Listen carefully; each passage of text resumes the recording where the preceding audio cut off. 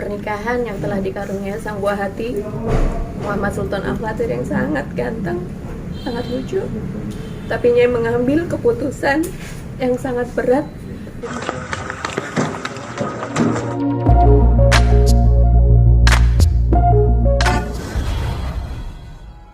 Sampaikan terkait masalah rumah tangga Nyai Roro. Ya baik, yang pertama mengucapkan terima kasih kawan-kawan media yang sudah datang. Kami di sini mempunyai hak jawab atas pernyataan oleh suami yang kami gugat, suami dari Ibu Roro.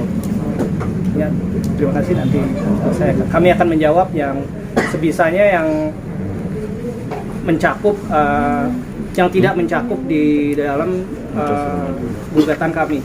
Kalau itu sudah materi dalam pengadilan agama, kami mohon maaf, kami tidak bisa memberikan statement itu. Tapi mungkin satu aja Dari Mbak alasannya. Nyai sendiri seperti apa yang dikeluhkan sehingga kemudian mengajukan gugatan ya, apa yang keluhan Nyai apa sebetulnya? Ya, bismillahirrahmanirrahim. Makasih, agak munduran. Assalamualaikum warahmatullahi wabarakatuh. Selamat siang, terima kasih atas kehadirannya teman-teman media. lagi Nyai. Ya, terima kasih atas kehadiran teman-teman media semuanya. Di mana teman-teman media selalu mendampingi Nyai dari fase ke fase hidup Nyai. Dan saat ini jujur fase terberat dalam hidup Nyai, karena ini momentum yang seharusnya amat sangat membahagiakan, pernikahan yang telah dikaruniai sang buah hati Muhammad Sultan Al-Fatih yang sangat ganteng, sangat lucu, tapi Nyai mengambil keputusan yang sangat berat demi kemaslahatan Baby Sultan itu sendiri. Dan Nyai juga mengaturkan banyak terima kasih atas tim kuasa hukum Nyai, Bapak Asgar, Bapak Moni, Pak Andika, Pak Re, Pak Kris, Pak Joshua, dan ada Pak Ulum juga, yang sejumlah tim kuasa hukumnya ada 9 orang, didukung juga oleh tim psikolog, ada Pak Despa, lalu Bu Dokternya Mbak Citra, lalu satu lagi Pak siapa? Pak David ya? Dokter Diki ya, karena tempat duduk yang kurang bisa diakomodir, jadi alhamdulillahnya mempunyai tim sejumlah 12 orang yang siap membantu membela kebahagiaan Nyai dan juga khususnya Baby Sultan. Jadi Nyai haturkan terima kasih semua kepada tim-timnya ini, dan Nyai harap semoga proses demi proses ke depan untuk kasus perceraian Nyai bisa terlaksana dengan baik. Dan juga tadi pertanyaannya adalah apa sih goal atau tujuan Nyai adalah hidup bahagia dengan tenang dan damai bersama Baby Sultan, itu yang utama. Nyai ini kan baru Keputusan itu apa ya? Kalian kan baru nikah juga Nyai, baru nikah, terus udah mengatakan rumah tangga ini sudah terjadi seperti apa sih Nyai? Sebenarnya saya susah ya untuk sebenarnya sharing hal pribadi, apalagi menyangkut ya ini kan sebenarnya tidak pernah Nyai publikasi, karena Nyai selama ini menggambarkan suatu kehidupan yang bahagia, happy, karena Nyai tidak mau sebenarnya sharing tentang hal-hal yang seperti ini, apalagi nanti ada sedikit rahasia-rahasia dalam keluarga Nyai. Mungkin Nyai nggak bisa membicarakan secara gamblang karena psikologinya juga masih terpukul ya, jadi nantinya meminta tim-tim kuasa hukumnya untuk bisa menyampaikan juga. Mungkin bisa disampaikan alasan-alasan Nyai juga. Jadi yang pasti kan yang bersangkutan kan selalu bicara mengenai imam dan pemimpin dalam rumah tangga. Kalau pertanyaannya gini, kan di imam itu ada yang baik, ada yang enggak. Kalau dia baik, tentu kita nggak akan gugat. Kan begitu pertanyaannya. Nah kemudian terkait dengan masalah yang kemarin beliau sampaikan, masalah anak, bagi kami menduga itu ada upaya untuk eksploitasi anak untuk menutupi kesalahannya dia. Tapi saya nggak bisa bilang karena itu menyangkut materi persidangan. Nanti akan kita buka semua di dalam tahap persidangan seperti biasanya. Gitu. Ini dapat kami sampaikan. Yang pasti klien kami ini merasa sangat traumatik, sampai-sampai itu bertemu aja tuh takut, gitu loh. Itu kira-kira yang dapat kami sampaikan. Mungkin ada penyebabnya pada RT atau seperti apa sih? Bang, tidak baiknya sebagai imam ini seperti apa? Kalau dikaitkan tadi Sangat luar biasa, trauma, ada sangat luar KDRT ya, biasa, Pak? kayak Mas itu kayak ada fobia lah. Seperti saya analogikan seperti itu. Jadi fobia sehingga takut, bertemu aja takut gitu.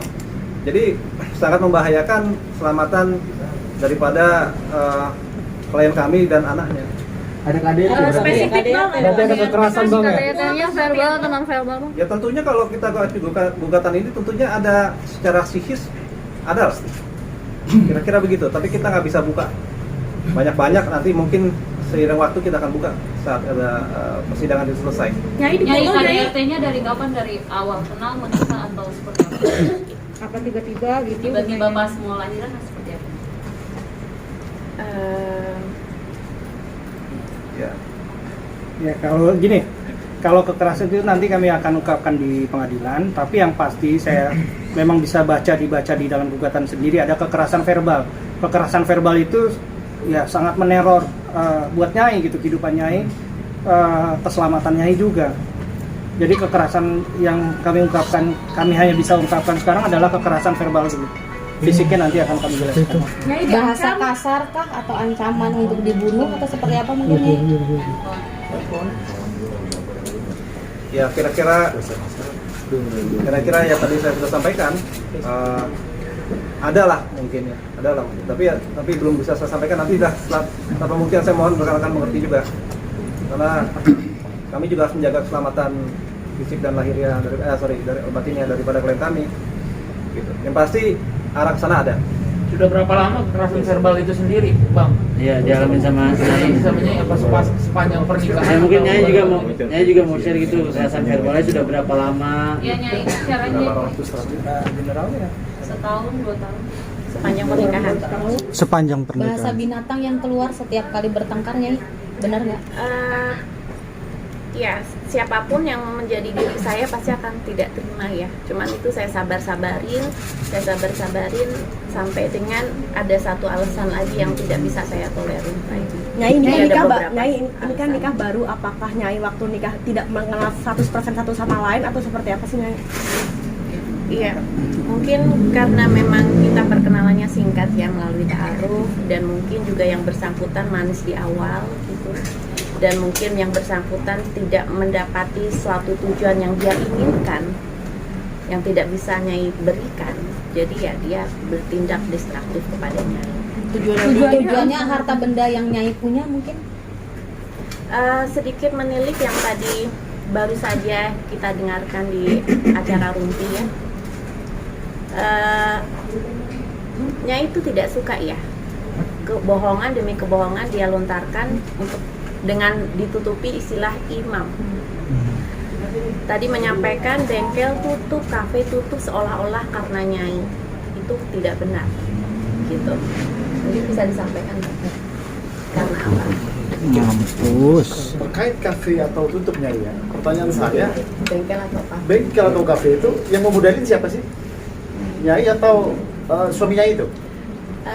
Nyai, dan dia meminta berkali-kali tapi tidak Nyai kasih ya, sampai dia nyuruh Nyai menjual aset gitu untuk modal untuk apa. Jadi karena Nyai tidak mau memberi, jadi ya tutup. Jadi bukan karena dia dampingi Nyai selama hamil jadi tutup.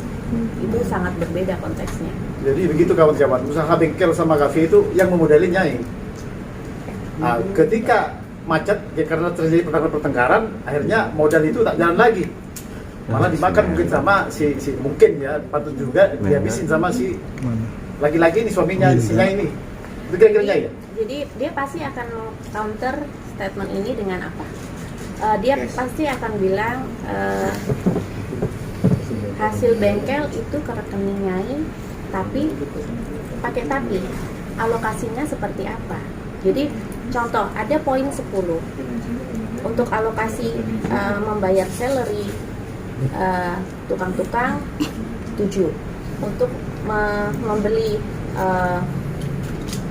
seperti resin, spare part apa segala macam mungkin 2. Nah 1 sisanya bagi anak 6 sebelumnya sisanya lagi Nyai. Coba Anda bayangkan.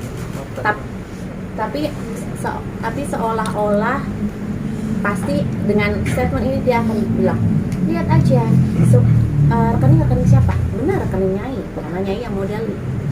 Tapi dengan sisa 1 itu kita harus sharing di 6 anak yang sebelumnya dia aja pelimpan antara 4, 6, 4, 6 ditambah sekarang 1, 7. Nah, jadi bisa dilogika dong, untuk pemenuhan kebutuhan selebihnya dari siapa? Dari siapa siapa? Oke, nah udah bisa menjawab berarti dari Nyai. Dan itu pun Nyai tidak dihargai sama sekali. Berarti selama pernikahan Nyai yang menutup biaya rumah. Sekali lagi, berarti selama pernikahan semua Ya begini, uang Nyai. Nyai bukan bunda dari 6 anak itu. Nyai sebenarnya ingin hidup dengan Sultan aja, dengan sendiri gitu. Jadi beliau ini ya untuk mengapa ya, untuk menginikan akan amanatnya agak berat buat Nyai sendiri. Kedua ini kami ini sebagai penasihat hukum sudah 3 kali menanyakan apakah kesediaan Nyai untuk bercerai. Jadi kami tidak semata-mata Nyai ingin bercerai kami kabulkan gitu. Jadi kami tanya dulu, soalnya ada efek dari anak dan keluarga lainnya. Nyai sedikit kemarin wawancara dengan sang suami, katanya salah satu alasan bercerai karena suami dilarang bertemu dengan anak-anak. Seperti apa, benar Bertemu atau sama ibunya. Dengan Bertemu ibunya yang sedang lagi sakit, ibunya lagi sedang sakit. sakit. gimana? Umi Ana yang sedang sakit dirawat. Jadi Nyai melarang. Dan ingin foto newborn gitu. Nyai Itu kamuflase. Oke. Mas Andri, tolong dong.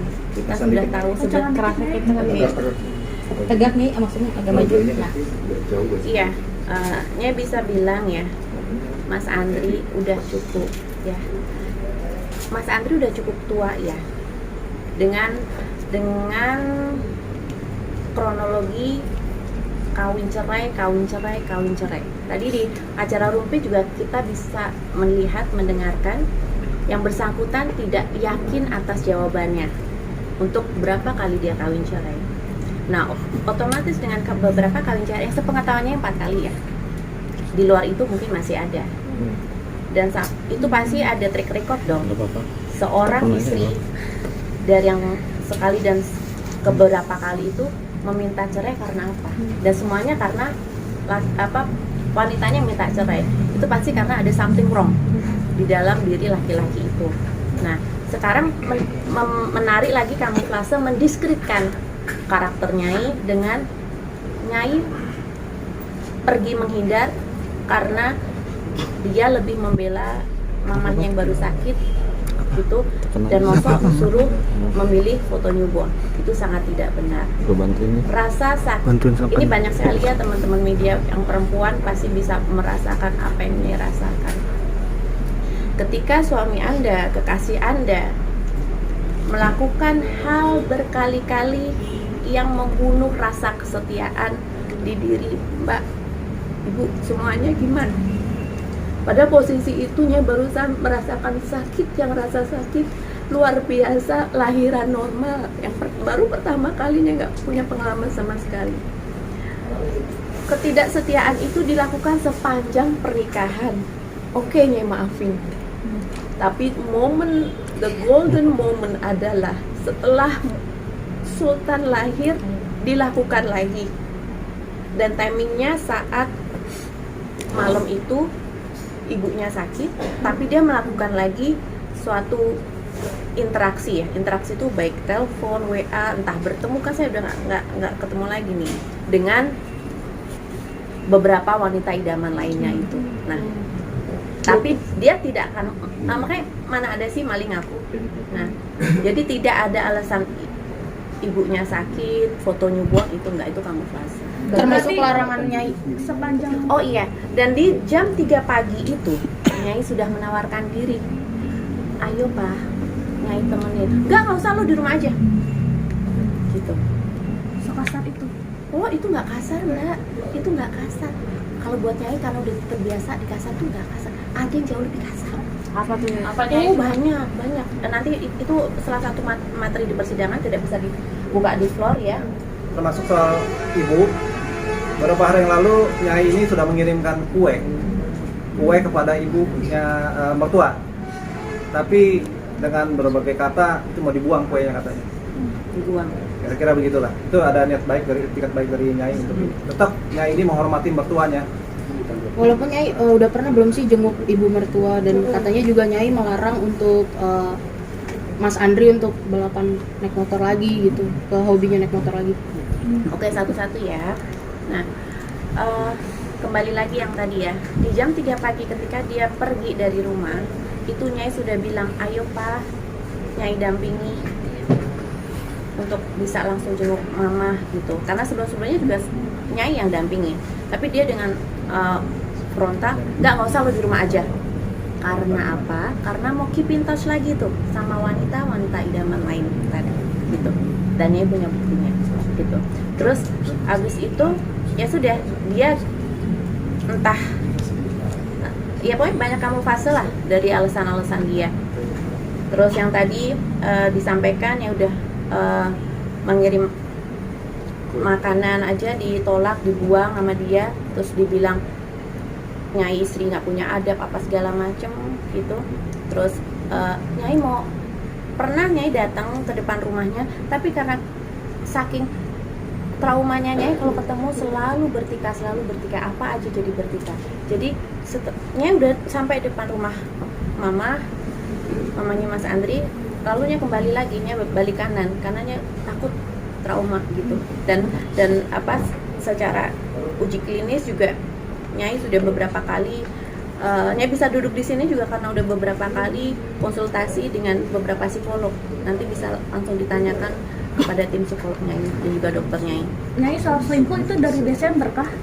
Isu perselingkuhan dari Desember sejak menikah? Setelah menikah, Nyai?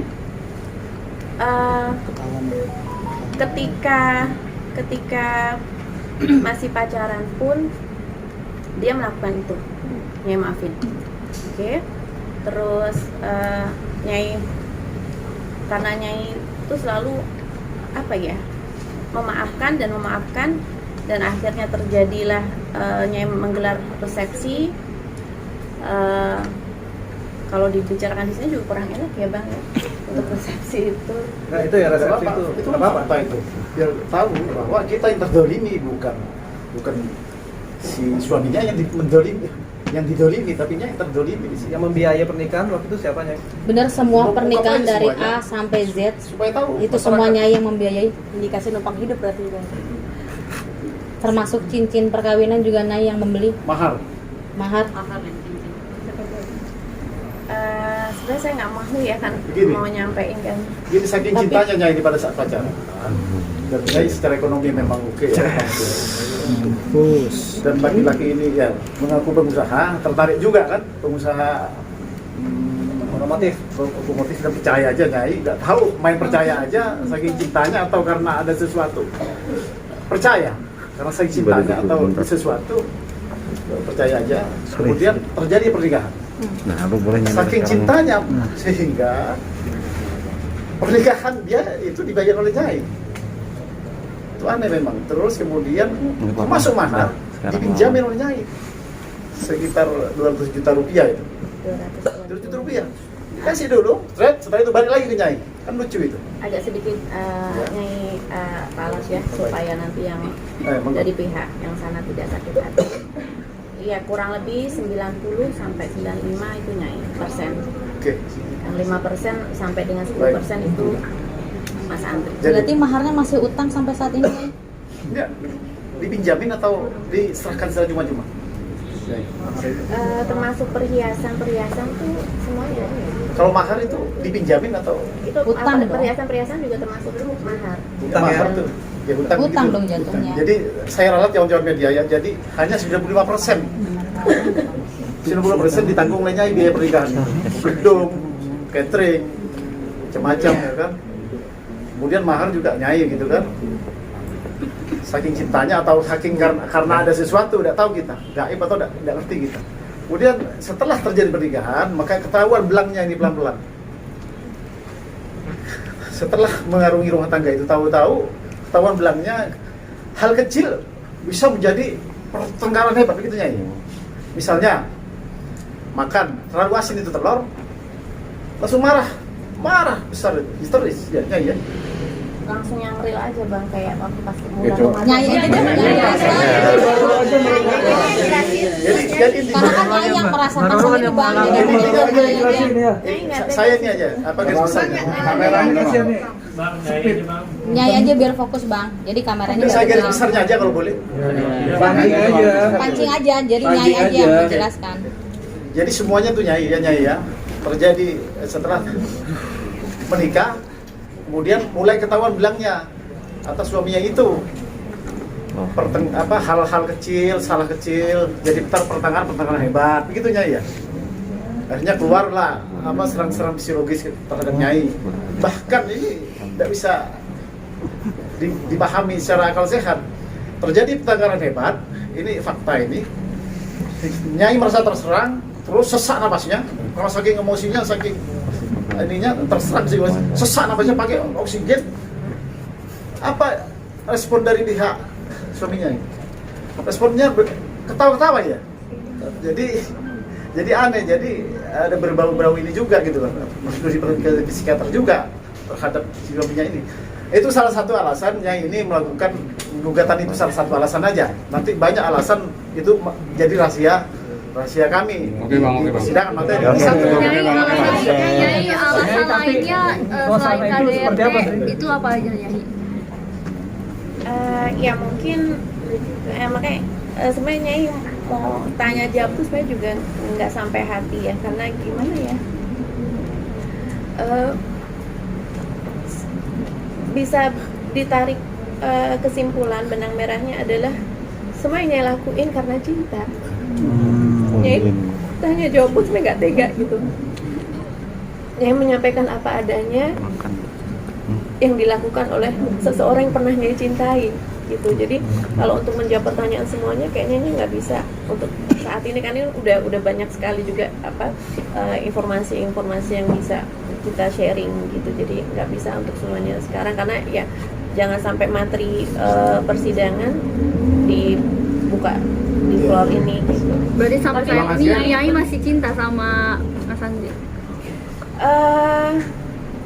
Kalau melihat Baby Sultan, iya. Cuman kalau melihat karakter yang amat sangat tidak bisa dirasional, nggak bisa masuk akal, dan juga pengkhianatan yang tidak hanya terjadi sekali dan satu wanita.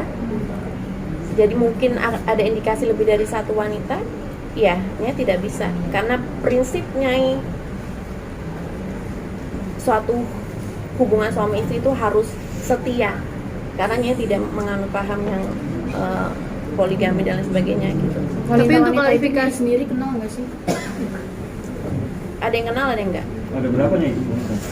Kurang Lebih dari satu lah. 5 mungkin Nyai. Lebih dari 5. Tapi Nyai pernah menyelidiki nggak?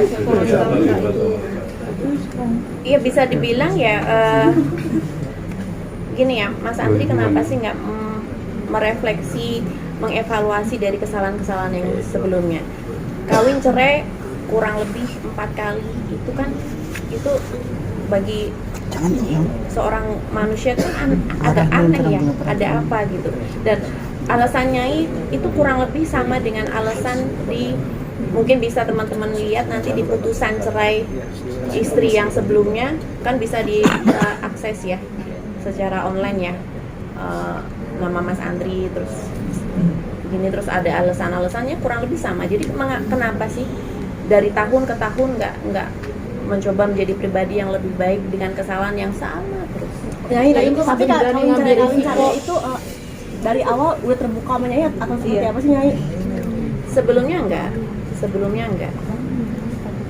Nyai, katanya Nyai yang pergi duluan dari rumah, terus ngeblok WhatsApp dia, ngeblok telepon, dan nggak bisa dihubungi, tahu-taunya udah menggugat cerai. Itu salah ya, kan Nyai bilang tadi dia mengkamuflase, dia yang pergi terlebih dahulu dengan memang ibunya sakit, terus abis itu agar supaya bisa keep in touch, entah lewat telepon, entah lewat WA, entah bertemu dengan wanita-wanita idaman lain itu. Terus beberapa hari setelah dia pergi, Nyai baru pergi. Karena apa? Karena Nyai udah trauma nih. Kenapa sih sakitnya ini, sakitnya si Mas Andri ini? Nyai bilang sakit ya karena nggak sembuh-sembuh. Kok terulang lagi gitu. Dan ngeblok ya karena Nyai udah trauma, sangat trauma. Gini ya, punya kesalahan, oke. Dan satu lagi yang digarisbawahi, dia menjawab kan, teman-teman media kan lihat ya, saya 24 jam bersama Nyai, kapan saya mau selingkuhnya, maksudnya gitu. Salah, dia nggak pulang ke rumah udah sering ya, jam 12 malam, jam 3 pagi, jam berapa. Awal-awal Nyai gondelin, Nyai masih bisa sabar, tapi lama-lama ya udah, entah itu dia membuat suatu suasana pertengkaran itu dibuat-buat agar supaya dia jam 12 malam bisa pergi, nggak pulang sehari 2 hari, ya itu bodoh maksudnya ya terserah dia. Nyai udah capek hati gitu. Nyai terkait apa namanya, beliau juga bilang katanya masih ada mistis segala macam, Nyai masih ikutin mistis yang mistis gitu deh. Udah dinasihatin padahal tapi Nyai masih mempertahankan benda-benda pusaka yang Nyai punya. Nah itu pengalian isu ya, itu nggak benar. Jadi satu hal lagi ya, Nyai agak, iya, bukan itu penyebabnya. Udah jelas ya, tadi ada 2 poin, masih ada beberapa poin lagi nanti yang tidak bisa dibuka di sini. Nah tadi udah kekerasan verbal, kekerasan non verbal, dan ketidaksetiaan gitu. Dan bisa ditanyakan langsung ya oleh psikolog Nyai. Nah, Mbak Despa mah. Ya nanti aja Mbak. Oh iya. Bisa. Kameranya pernah di. Dulu Nyai emang masih Nyai masih berhubungan dengan mistis gitu. Karena sudah hijrah kan katanya, Iya, tapi katanya masih sudah berhubungan Dengan benda-benda pusaka. Oke, gini. Sebelumnya Nyai menyampaikan di sini ya, setelah melihat rekaman dari preskon Mas Andri dan juga kuasa hukumnya, Nyai sangat keberatan. Mengapa ketika tanya jawab mengenai barang-barang peninggalan pusaka almarhum Bunda yang sangat Nyai cintai, mereka tertawa terbahak-bahak. Mengapa? Nyai tersinggung loh. Ya, Nyai sangat menghormati, teman-teman media semua tahu bagaimana Nyai sayangnya sama almarhum Mama bersama Pak Asgar, bersama tim kuasa hukum Nyai, karena tim kuasa hukumnya sama pada saat Nyai kasus narkoba. Hanya Bunda yang selalu setia dampingin Nyai naik pakai kursi roda setiap persidangannya. Luar biasanya sayangnya Bunda kepada Nyai. Dan Bunda memiliki barang-barang peninggalan pusaka dari almarhum Papa ke almarhum Bunda itu banyak sekali. Nyai dan sebagai anak yang dipercayanya harus merawat, membersihkan, merawat tanpa harus diritualkan lagi. Itu tolong digarisbawahi. Itu merupakan warisan. Jadi tolong Mas Andri dan tim kuasa hukumnya tidak boleh mentertawakan. Itu Nyai tersinggung. Tapi soal katanya nari-nari itu Nyai. Ya, Pak Nasir yang tadi